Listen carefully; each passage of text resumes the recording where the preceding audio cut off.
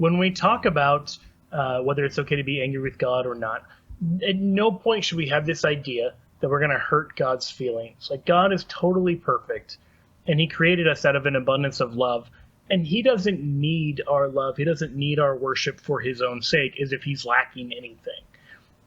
That's the first, and in some ways the most important piece to get in place. Like, when we talk about we should or shouldn't do in relation to God, that's not for God's good.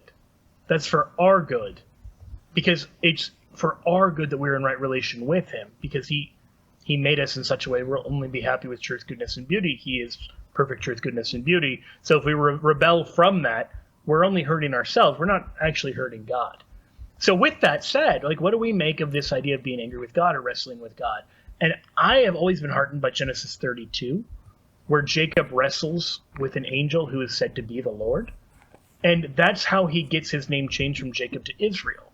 So literally, when we talk about the church as the new Israel, or when we talk about the Israelites, when we talk about Israel in general, this name is coming from the one who wrestles with God.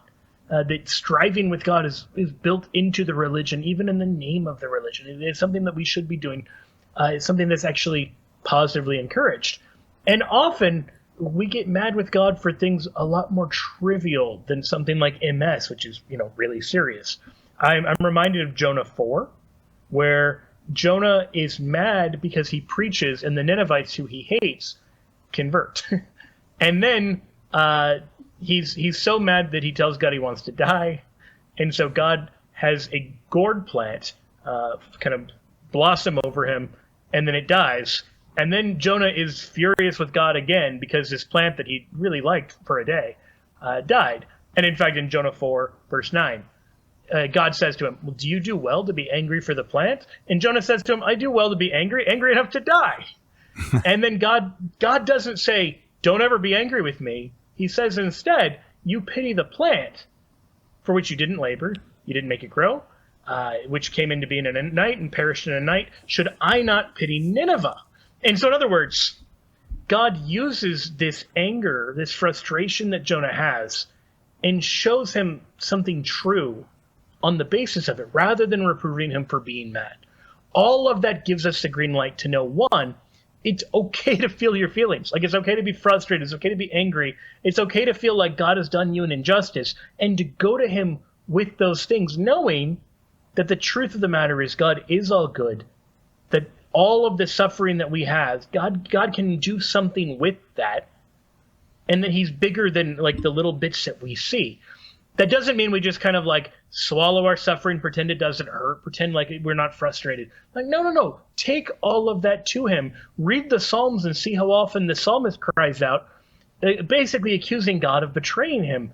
These are inspired scriptures in which we're given the green light to just vent all of those things, even though we know theologically that's not the full story, because we know there's a bigger picture we're just not seeing. Teresa, the second one? The second one, it was, sister said to her, she said some very wonderful things, but then she said, Jesus has chosen this for you. And I really take offense at that, because that's flawed. It sounds like Calvinism. It sounds like predestination. We are radically free.